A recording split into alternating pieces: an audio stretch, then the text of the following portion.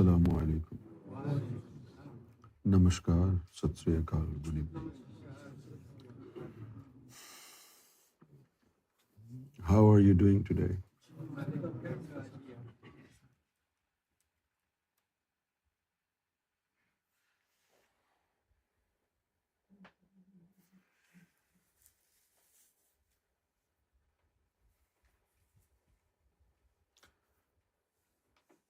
مبشر انصاری، ممبئی. کہو شاہی مرحبا. جب آپ 8 رمضان کو ذکر کروا رہے تھے تو ایسی ٹھنڈی ہوا آئی جیسے اے سی کی ہو. ایک بار یہ ہوا شب معراج والے دن محسوس ہوئی.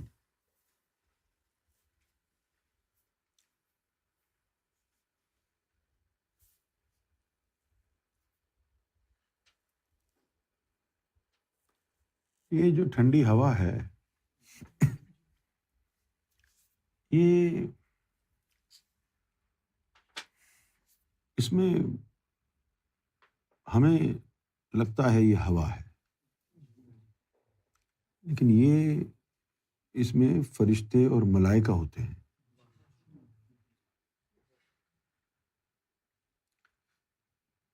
جب غزوہ بدر ہوا تھا تو حضور کے جو 7 جانثار تھے ان کی تعداد بہت تھوڑی تھی، 313 تھے، اور دوسری طرف جو کفار تھے وہ 1000 سے بھی زیادہ تھے. تو جب یہ شہید ہونے لگے مسلمان تو رسول پاک صلی اللہ علیہ وسلم نے دعا کی. تو پھر وہ تیز ہوا جو آئی، لوگوں کو تو وہ تیز ہوا ہی لگے گی، لیکن وہ موکلات فرشتے ملائکہ تھے.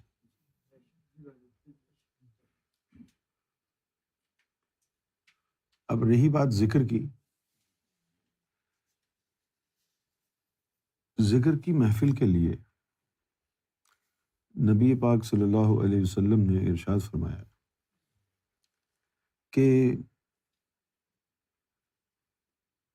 ایک خاص قسم کے فرشتے ہوتے ہیں جن کا کام دنیا میں آنے کا روزانہ یہ ہوتا ہے کہ دیکھیں دنیا میں کون سا بندہ ذکر اللہ کر رہا ہے.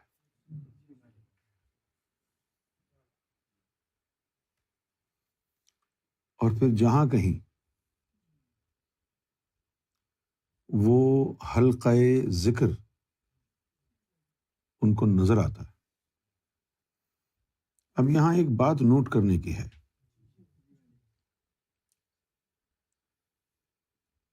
کہ ان کو انسان کا چہرہ نظر نہیں آتا، ان کو انسانوں کے دل نظر آتے. تو جب اہل دل ذکر کرتے ہیں تو اس محفل میں ملائکہ اور فرشتے آتے ہیں. جب عام آدمی ذکر کی محفل کرتا ہے تو کوئی نہیں آتا، کیونکہ ان کو نظر نہیں آتا. سمجھ گیا؟ اور جب وہ واپس جاتے ہیں اللہ تعالیٰ کو تو سب معلوم ہے، عالم الاسباب، سارا کچھ جاننے والا. اس کے باوجود بھی پنجابی میں ایک لفظ ہے چسکا، تو اس کی خاطر وہ پوچھتا ہے کہ ہاں بھائی بتاؤ تم نے دنیا میں کیا دیکھا، حالانکہ معلوم ہے. تو وہ کہتے ہیں کہ ویسے تو بہت کچھ دیکھا، لیکن ایک منظر جو ہے وہ آنکھوں میں رہ گیا. مختلف زبان بولنے والے، مختلف جگہوں سے تعلق رکھنے والے لوگ سب ایک جگہ جمع تھے اور وہ تیرا ذکر کر رہے تھے.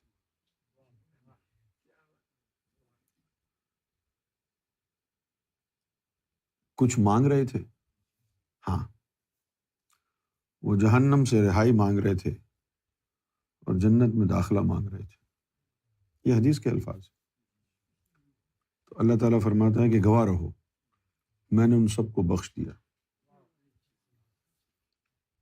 پھر وہ کہتے ہیں کہ ایک اور شخص تھا،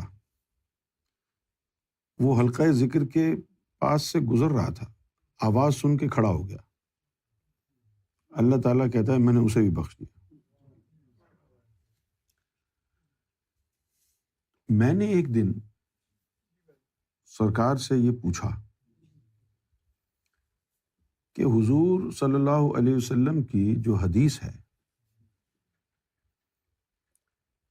کہ اے میرے صحابہ، کیا میں تمہیں وہ عمل نہ بتاؤں جو تمہارے احد پہاڑ کے برابر سونا اور چاندی اللہ کی راہ میں تقسیم کرنے سے بھی زیادہ بڑا ہو؟ صحابہ اکرام نے کہا ضرور بتائیے۔ پھر آپ نے کہا کیا میں تمہیں ایسا عمل نہ بتاؤں کہ وہ جہاد بالسیف، یعنی تم کافروں کو مارو وہ تمہیں ماریں، اس سے بھی بڑا عمل۔ اب صحابہ اکرام ذرا چوکنے ہو گئے، الرٹ ہو گئے، کہنے کہ وہ کون سا؟ تو آپ نے فرمایا اللہ کا ذکر۔ تو میں نے یہ بات سرکار سے پوچھی میں نے کہا کہ سرکار، جہاد جب آدمی کرتا ہے تو اپنی جان کا نذرانہ اللہ کی بارگاہ میں پیش کرتا ہے، تو جان دینے کا عمل تو بہت بڑا ہے، تو ذکر اللہ میں ایسی کون سی خصوصیت ہے کہ ذکر اللہ کرنا جان دینے سے بھی بڑا عمل قرار دیا گیا؟ تو آپ نے فرمایا کہ جب نام لے کر ہم اللہ اللہ اللہ کہتے ہیں تو اللہ کو یہ سب سے زیادہ پسند ہے، اپنا نام سننا۔ اور سرکار نے ایک ایسی بات کہی، ایک ایسی بات کہی کہ وہ ذہن پر سوار ہو گئی۔ سرکار نے فرمایا کہ ہم نے دیکھا ہے کہ جب اللہ کا ذکر ہوتا ہے، ذاکر قلبی کرتا ہے، تو اس ذکر کو سن کر اللہ پر نشہ طاری ہو جاتا ہے، وہ مدہوش ہو جاتا ہے۔ آپ سمجھ رہے ہیں نا؟ پھر سرکار نے فرمایا جیسے تمہاری اگر کوئی تعریف کرے، مختلف تعریف، مستقل تعریف کرتا جائے تو تم بھی آپے سے باہر ہو جاتے ہو، اچھا میں ایسا ہوں۔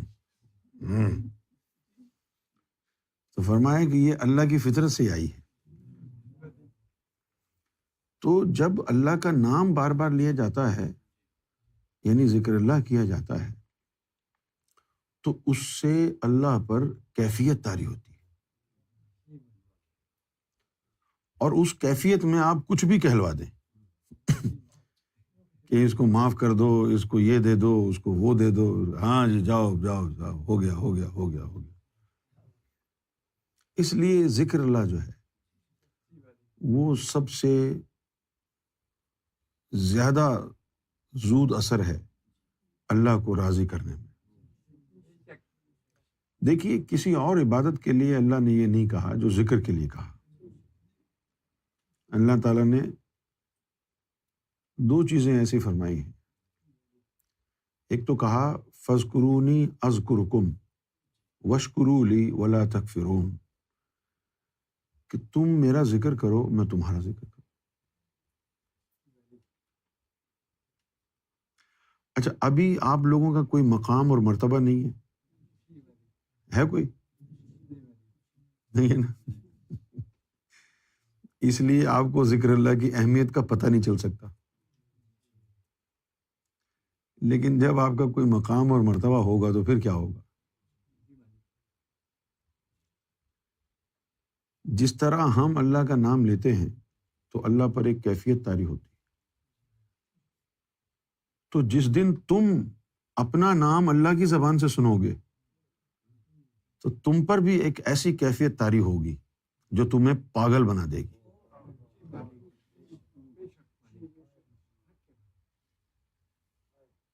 ابھی تو تم ہی کر رہے ہو نا اللہ ہو اللہ ہو، لیکن جب تم کہو اللہ ہو اور وہ واپسی میں تمہارا نام لے، تم کہو اللہ ہو، وہ کہے ظاہر شاہ، اللہ ہو ظاہر شاہ، اللہ ہو ظاہر شاہ، اللہ ہو ظاہر شاہ، اللہ ہو اخلاق احمد، اللہ ہو اخلاق احمد. کیا کیفیت ہے وہ اللہ کی سریلی آواز میں تمہارے سامنے اس کا نام، وہ اس کی آواز میں تمہارا نام گونج رہا ہے. اب اللہ کسی کا نام لے رہا ہے، ساری مخلوق اللہ کی عالم بالا میں جبریل اور میکائیل، اسرافیل اور اسرائیل سب سن رہے ہیں. سب کے ذہن میں کیا آتا ہوگا؟ بڑا کوئی خاص آدمی ہے. تو یہ ذکر اللہ کا جو ہے مزہ ہی کچھ اور ہے. سمجھے آپ؟ ایک کیفیت طاری کر دینے والا، ایسی کیفیت جس میں آدمی، اب جیسے وہ حدیث میں نے بتائی تھی نا، اذکر اللہ ذکرًا کثیرا اشد ذکر حتی یقول المجنون. اتنی شدت سے اللہ کا ذکر کرو کہ لوگ تمہیں دیوانہ اور پاگل کہیں. اب اتنی شدت آپ میں کیسے آئے گی؟ کہنے سے تھوڑی آئے گی. جب تمہیں بھی اللہ کی آواز آنے لگے گی، تم کہو گے اللہ ہو، وہ کہے گا ظاہر شاہ، اللہ ہو ظاہر شاہ. یہ تو پاگل کرنے کے لیے کافی ہے. یہ تو پاگل کرنے کے لیے کافی ہے یا نہیں؟ اچھا، اب ایک تو یہ ہے بات، ایک اور بھی منظر ہے. اللہ جھوٹ نہ بلائے، کیا عالم ہو کہ جب آپ اللہ کا ذکر کریں اور بدلے میں اللہ آپ کا ذکر کرے. اچھا، جب اللہ آپ کا ذکر کرے گا تو آپ سمجھتے ہیں سارے جو انبیاء اکرام میں وہ خاموش رہیں گے؟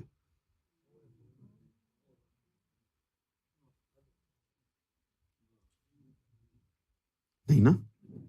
تو وہ کیسا منظر ہوگا؟ آپ کر رہے ہیں اللہ ہو، اللہ بھی آپ کا نام لے رہا ہے، 1,24,000 پیغمبر وہ کھڑے ہو کے آپ کا نام لے رہے ہیں.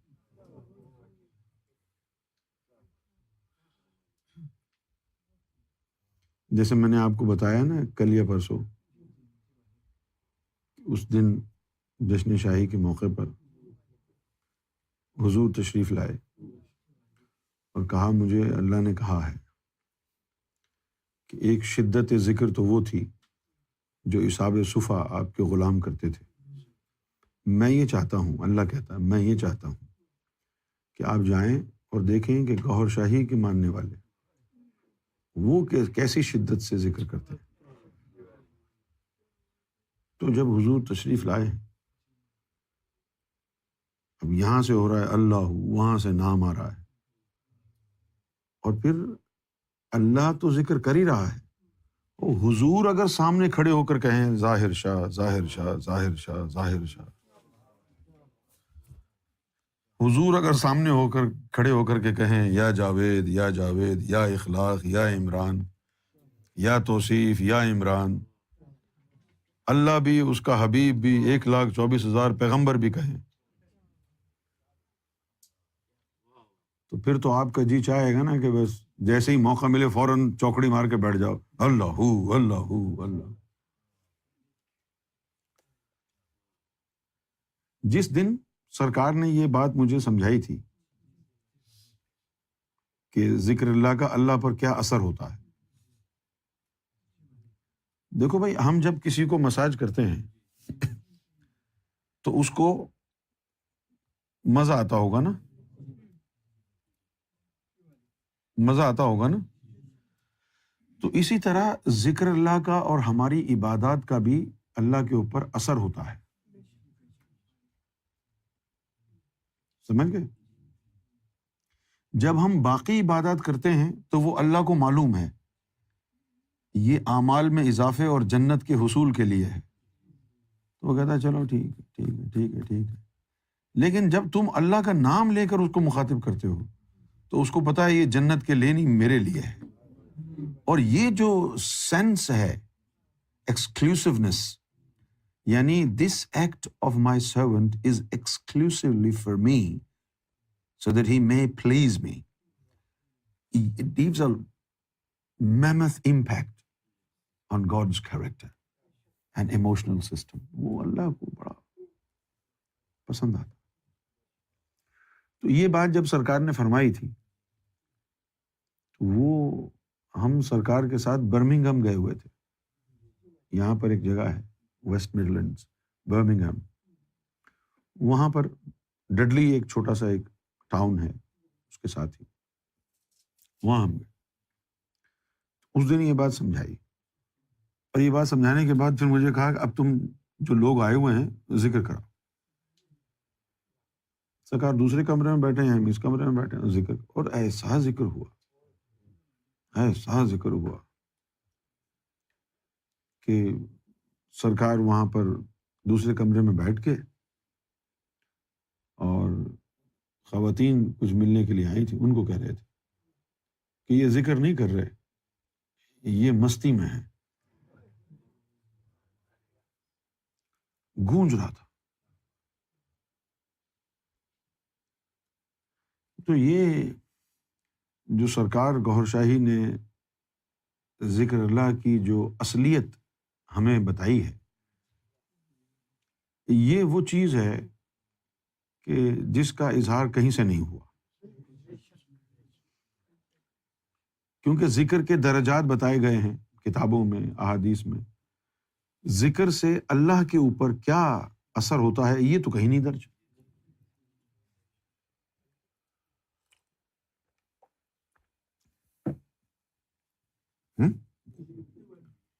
اب اگر آپ کسی سے پوچھیں کہ آپ بھنگ کیوں پیتے ہیں تو وہ کیا کہے گا؟ اگر بندے کا پتر ہوا کہے گا جی اس سے بڑا مزہ آتا ہے اس لیے پیتے ہیں. کسی کو آپ کہیں وائٹ پاؤڈر کیوں استعمال کرتے ہو؟ ٹون ہونے کے لیے، ہے نا. تو اب آپ مجھے بتائیں کہ اللہ تعالیٰ اس مستی کے لیے کیا چاہتا ہوگا کہ کوئی میرا ذکر کرے؟ نہیں. اللہ تعالیٰ کو بھی تو اس مستی کی جو ہے عادت ہے نا، عادت ہو گئی ہوگی نا. اچھا، اب ایک ایسی خطرناک بات ہے جو جاننا آپ کے لیے بڑا ضروری ہے. اگر یہی ذکر آدم صفی اللہ کریں تو اللہ کو اتنا مزہ نہیں آئے گا. کیوں نہیں آئے گا؟ اس نے مقام اور مرتبہ دے کے بھیجا ہے نا اس کو. اس کے ذکر وہاں جا رہا ہے، اس سے کیا مستی ہوگی؟ اللہ کو پتا ہے میں نے بھرا ہے اس کا سینہ نور سے، تو اس کے ذکر یہاں پہنچ رہا ہے تو کون سی بڑی بات ہے بھائی. اب دیکھو نا، تم کینیڈا سے آئے ہو، اپنا ٹکٹ لے کے اپنا ہوٹل کر کے آئے ہو، مجھے احساس ہوتا ہے کہ یار دیکھو اپنا پیسہ خرچ کر کے یہاں کتنی چاہت ہے ان کی. اگر میں آپ لوگوں کو یہاں سے ٹکٹ بھیجوں، ہوٹل کی بکنگ بھی بھیجوں، آنے جانے کی خرچہ بھی بھیجوں، پھر آپ تشریف یہاں لائیں، تو مجھے معلوم ہے کہ میں نے بلوایا ہے، اتنی زیادہ خوشی نہیں ہوگی مجھے. اسی طرح اللہ کے یہاں ہے. اب یہ جو انبیاء اکرام ہیں، عام آدمی ان باتوں کو کہے گا کہ گستاخی ہے، لیکن جاہلوں کی بات کا کیا سننا. انبیاء اکرام اگر اللہ کا ذکر کریں تو اللہ کو معلوم ہے کہ لیکن جب ایک عام آدمی جس کی روح خفتہ تھی، سوئی ہوئی تھی، جس کے لیے تقریباً ناممکن تھا کہ اس کا نفس کبھی پاک ہوگا، اور پھر وہ عام آدمی نفس کو پاک کر کے اپنے قلب سے اللہ کا ذکر سے اس کو قلب کو منور کر کے جب اس کی آواز اللہ تک پہنچتی ہے تو اس گناہ گار کی آواز موسیٰ اور عیسیٰ اور آدم اور ابراہیم کی فریاد سے زیادہ اثر انگیز ہوتی ہے، ان سے زیادہ۔ اور پھر آپ دیکھیں سرکار نے کیا کیا، اس میں آپ کو نظر آئے گا کہ سرکار is basically catering for the divine needs, کہ باقی جتنے بھی آئے، کسی نے کہا جی روزے بھی رکھو، نمازیں بھی پڑھو، یہ بھی کرو، وہ بھی کرو، داڑھی رکھو، سرکار نے سب کو ذکر اللہ میں لگایا کہ باقی کو چھوڑو، اللہ کو خوش کرو۔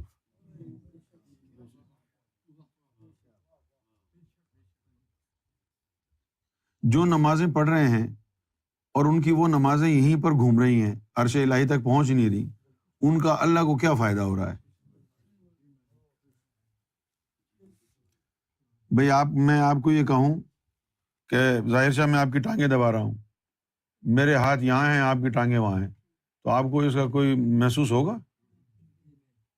اسی طرح تمہاری نمازیں ہیں، اوپر جا ہی نہیں رہی، اس کو مزہ ہی نہیں آ رہا۔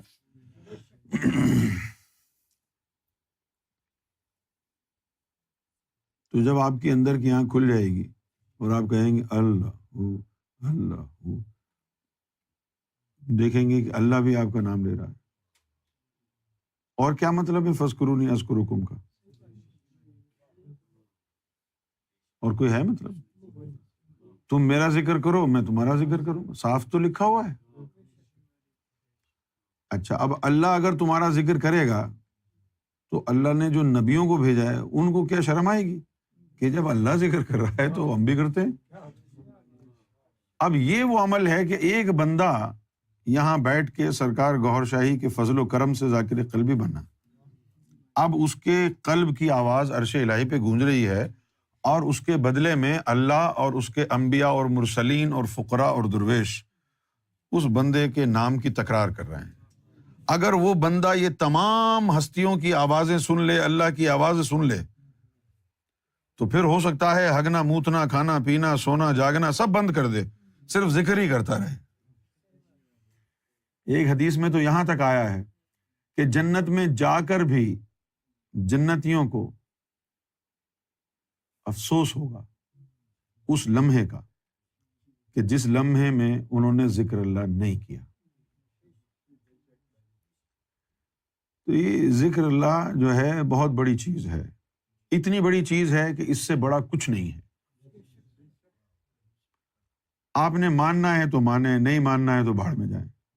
قرآن میں لکھا ہے ان الصلاۃ تنہی عن الفحشاء والمنکر ولذکر اللہ اکبر، یہ قرآن مجید کہ نماز بے شک برائی اور بے حیائی سے روکتی ہے، البتہ اللہ کا ذکر سب سے بڑا ہے۔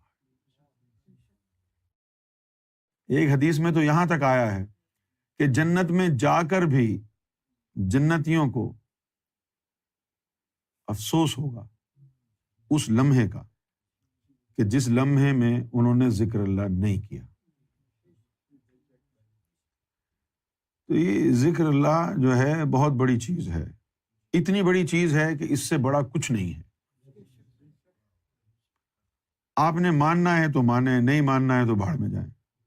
قرآن میں لکھا ہے ان الصلاۃ تنہی عن الفحشاء والمنکر ولذکر اللہ اکبر، یہ قرآن مجید کہ نماز بے شک برائی اور بے حیائی سے روکتی ہے، البتہ اللہ کا ذکر سب سے بڑا ہے۔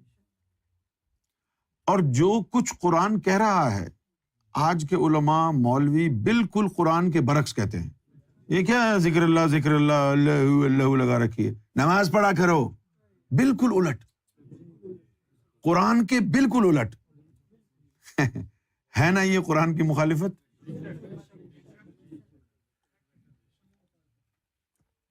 اور پھر ہدایت کیا ہے؟ ہدایت کیا ہے؟ ہدایت یہ نہیں ہے کہ آپ کی داڑھی ہے، سر پر امامہ ہے، نمازی پرہیزگار ہیں، یہ ہدایت نہیں ہے، یہ عبادتیں ہیں، یہ پابندی شریعت ہے۔ قرآن سے پوچھئے کہ ہدایت کیا ہے؟ قرآن کیا کہتا ہے؟ ہدایت یہ ہے کہ آپ کا قلب اللہ کا ذکر کرے، اور گمراہی یہ ہے کہ آپ کا قلب اللہ کا ذکر نہ کرے۔ افمن شرح اللہ صدرہ للاسلام، اور وہ شخص کہ جس نے اس میں اللہ کے ذریعے اپنی شرح صدر کر لی، فَهُوَ عَلَى نُورٍ مِّن رَبِّهِ، تو اس کو اپنے رب کی طرف سے نور ملنا شروع ہو جائے گا۔ اس کے بعد کہا کہ فَوَيْلٌ لِّلْقَاسِيَةِ قُلُوبُهُم مِّن ذِكْرِ اللَّهِ، اور ہلاکت اور تباہی ہے ان لوگوں کے لیے جن کے قلوب میں ذکر اللہ سرایت نہیں کرتا، جن کے دلوں میں ذکر اللہ داخل نہیں ہوتا۔ اولئک فی ضلال مبین، اور جب دل میں ذکر اللہ داخل نہ ہو، اولئک فی ضلال مبین، تو یہی کھلی گمراہی۔ یہ قرآن کا پیغام ہے۔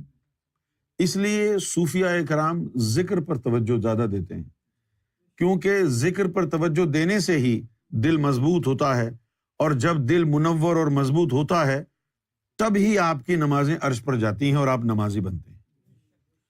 اگر دل میں شیطان بیٹھا ہوا ہے، ظاہری طور پر نمازیں آپ ادا کر رہے ہیں، وہ نمازیں بھی ادھر ہی گھوم رہی ہیں، نیت بھی آپ کی ادھر ہی گھوم رہی ہے، تو ایسی نمازوں کے بارے میں کہا ہے نا کہ اللہ منہ پہ دے مارے گا۔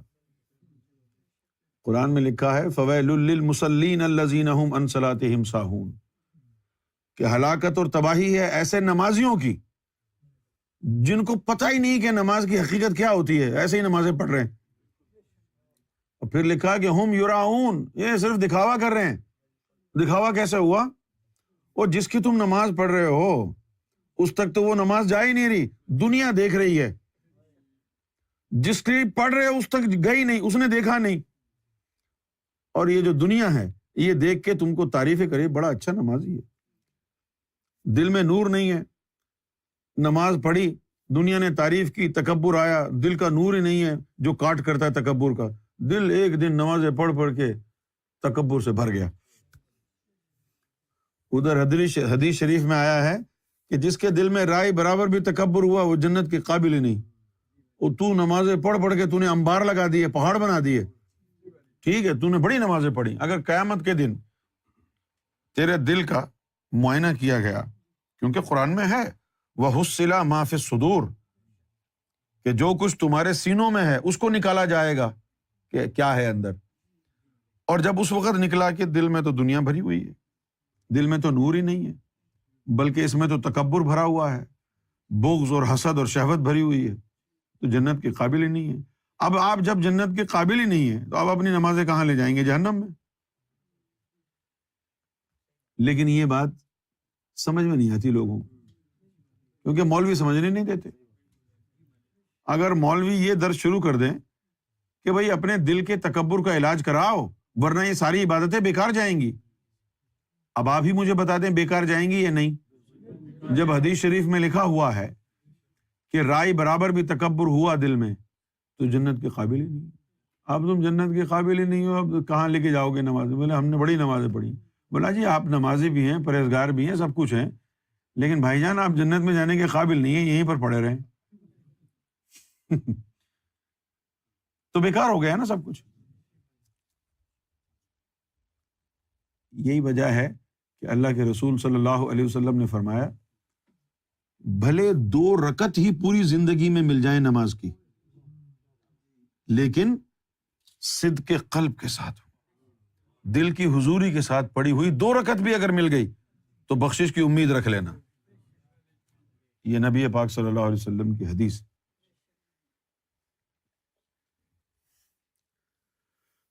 تو جو آپ کو ٹھنڈی ٹھنڈی ہوا آ رہی ہے ذکر کے دوران، وہ ملائکہ ہیں اور انبیاء کی ارواح ہوتی ہیں۔ ہم گئے 2004 میں پاکستان گجرانوالا گئے ہم، وہاں پر شفیع MFI کا ایک لڑکا ہے، اس کے گھر پروگرام رکھا ہوا تھا، یہ بٹ صاحب بھی ہمارے ساتھ ہی تھے۔ وہاں جو ہے ارد گرد کے علاقے میں وہابیوں کا زور ہے، اس علاقے میں، تو کسی نے ان کو بتا دیا کہ یہاں بھی گوھر شاہی والے آئے ہوئے ہیں، تو وہ کلاشنیکوف لے کے 20-25 بندے اسکوٹر وغیرہ پر بیٹھ کے آ کے انہوں نے گھیراؤ کر لیا۔ وہ دروازے پہ آ گئے، ٹھک ٹھک ٹھک دروازہ بجایا، میں اندر تھا، دروازہ بجایا، ہاں بھائی یونس کہاں ہے؟ تو میں دروازے سے باہر نکل رہا، جب وہ بجا رہے تھے تو مجھے کہنے لگے کہ یونس کہاں ہے، مجھے کہنے لگے، تو میں نے کہا میں یہاں نہیں رہتا، اندر جا کے پوچھو کہاں ہے۔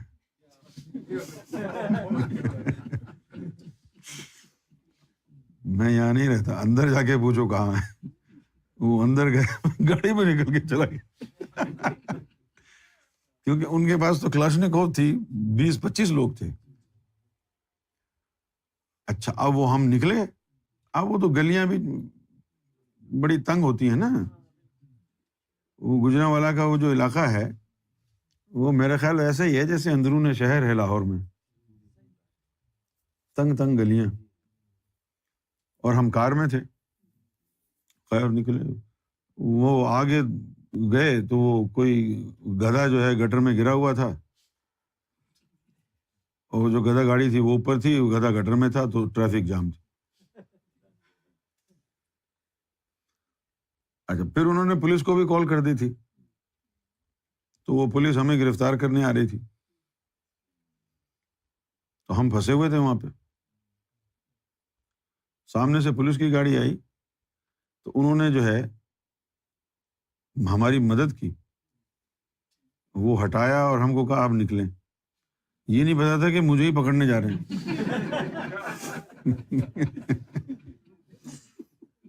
یاد ہے نا؟ اچھا وہاں سے نکل گئے، ظاہر ہے پیچھے تو وہ پھر جو ہے وہ شور و غل اٹھا کے بھائی وہ تو نکل گیا، اور وہ پیچھے سے موٹر بائکس پر پیں پیں کرتے ہوئے سارے پیچھے آ گئے۔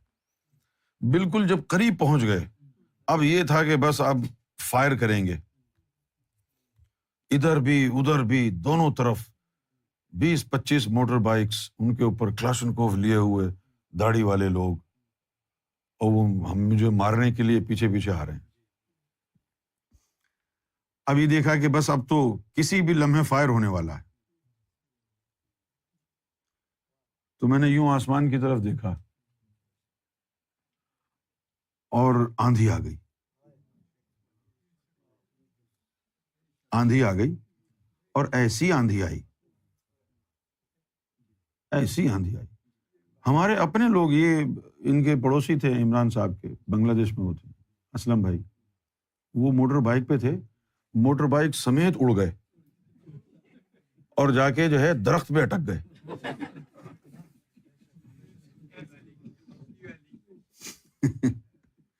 موٹر بائک سمیت، اور کچھ نظر نہ آئے، اور ہم آہستہ آہستہ نکل۔ تو وہ جو آندھیاں تھیں وہ کیا تھے؟ وہ موکلات ہوتے ہیں۔ اچھا اب یاد کریں اللہ نے کیا کہا؟ اللہ تعالیٰ نے کہا کہ ہم نے آدم میں اپنی روح پھونکی، تو یہ جو پھونکی جاتی ہے چیز، یہ تو سانس یا ہوا ہی ہوتی ہے نا، یہی انسان کی روح کی حقیقت ہے۔ انسان کی جو روح ہے، آدم علیہ السلام کے اندر روح پھونکی تھی نا، تو پھونکنا کیا ہوتا ہے؟ اب جب پھو کریں گے تو کیا نکلے گی؟ ہوا نکلے گی، ہے نا؟ تو یہ روح جو ہے، اس سے بالکل ملتا جلتا لفظ ہے جس ہوا کے لیے استعمال ہوتا ہے، وہ ہے ریح۔ رے یہ حلوے والی ہے، بھائی ہے دو ہوتی ہے نا، ایک دو چشم والی ہوتی ہے، اور ایک حلوے والی ہوتی ہے، تو اس لیے کہا جاتا ہے حلوے والی ہے ری۔ اب اردو ادب بڑا عجیب و غریب ہے، وہ ری کے پاد کے معنوں میں استعمال کرتے ہیں اردو میں، کہ بھائی ری خارج ہو گئی، کیونکہ وہ بھی ہوا ہی ہے لیکن وہ بدبودار ہوا ہے۔